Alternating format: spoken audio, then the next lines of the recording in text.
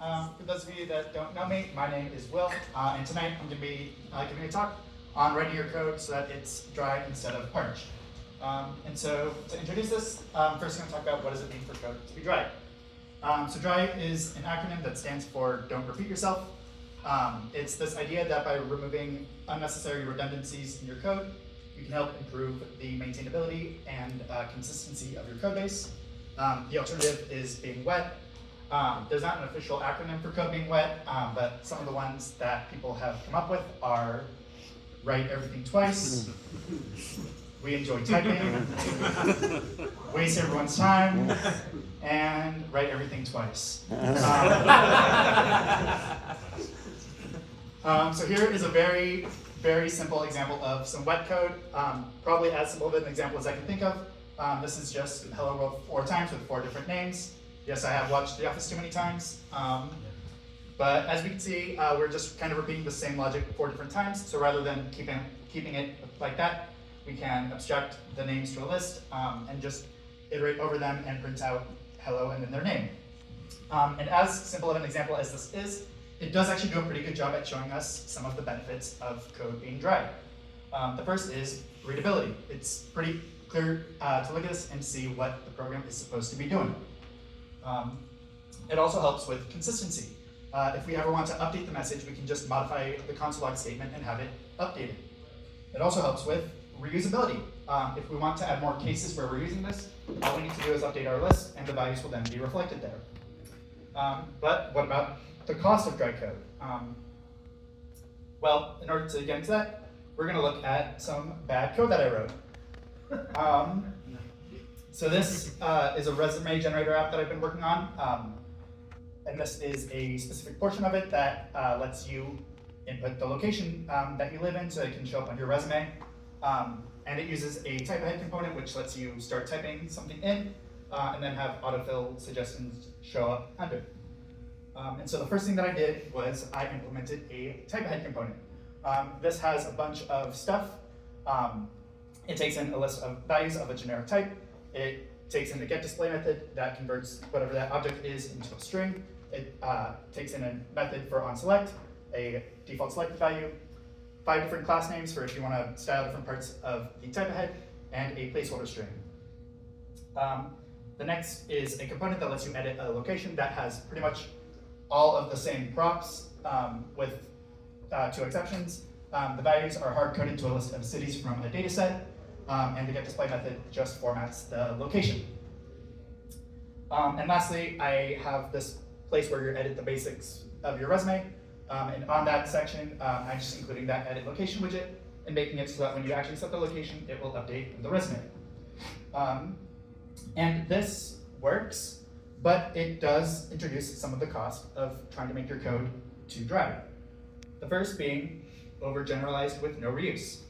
This is the only place in the code base right now where I'm actually using this edit location component, and because of that, it didn't actually need to exist.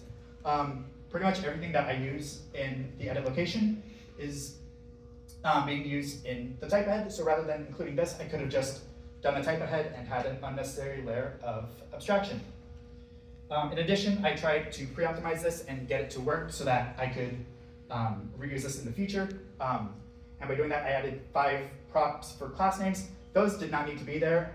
Those aren't being passed in at all. And so if I just took out all the class names, it would have made the entire code base a lot simpler. There's also the issue of code being too dry where there's a layer of forced conformity. What I mean by this is that in the future, if I implement a type-ahead component, I'm going to want it to follow these standards, even if it doesn't match the use case for when I'm trying to add another type-ahead component. For example, let's say I want the values to just be strings passed in, where the getDisplay should just be those exact same strings. In this case, the getDisplay method would just be returning the same value that's passed in, and that feels very weird and just out of place and not intuitive. It also just takes more time to implement. A lot of times people try and go for more dry solutions to try and have the code be better quality, but by spending more time trying to implement it, they actually just spend more time than they actually need to. Let's say you just want to get a quick fix-up or a fast feature, or just something that isn't actually going to be used anymore. In these cases, it actually doesn't make sense necessarily for your code to be dry, and it can just be faster and better to make your solution wet. And so I was thinking about this a couple weeks ago, and it made me ask the question, when does dry become parched? When have you written your code to be too dry to the point that it's not maintainable? And it turns out lots of other people have had this question before. And one of the principles that I found when doing some research on this was the AHA acronym. Lots of acronyms. AHA is kind of designed to be somewhere between wet and dry, and it stands for avoid hasty abstractions. It's this idea that rather than trying to write your code to avoid needing to rewrite stuff in the future, you write abstractions as they actually come up and are actually being implemented or actually needed, so that way you avoid trying to predict how you're going to need to abstract stuff for the future. Which is a very simple concept, but not one that I think a lot of people consider. There's also a contrast to this, and that is the rule of threes. The rule of threes is this idea that rather than abstracting stuff the first time you need to duplicate it, you wait until the third time that you need to abstract it. And by doing this, you make sure that you're not abstracting something that only needs to be used a couple of times, and you only abstract stuff when it's actually needed. I think this is a very good concept. However, I think the number 3 is a little bit too specific. I think there's times when you might know that you need to abstract something after the first time. There could also be times when you have 4 or more times and you don't need to abstract it, you just need to use judgment. For instance, I have my portfolio site. On here, I have a hero component with 3 links on the bottom. I would argue these 3 don't need to be separate components. They have very simple HTML that is used for them. They are very rarely updated. And because I would argue they don't need to be abstracted to separate components, they can just be individual HTML inside the hero. And I want to leave with this idea. The idea of dry isn't just to prevent yourself from writing more code in the future. It's about trying to figure out how to add less code now. Yeah, shameless plug for my Blue Sky and LinkedIn. Please feel free to add me. And yeah, thank you.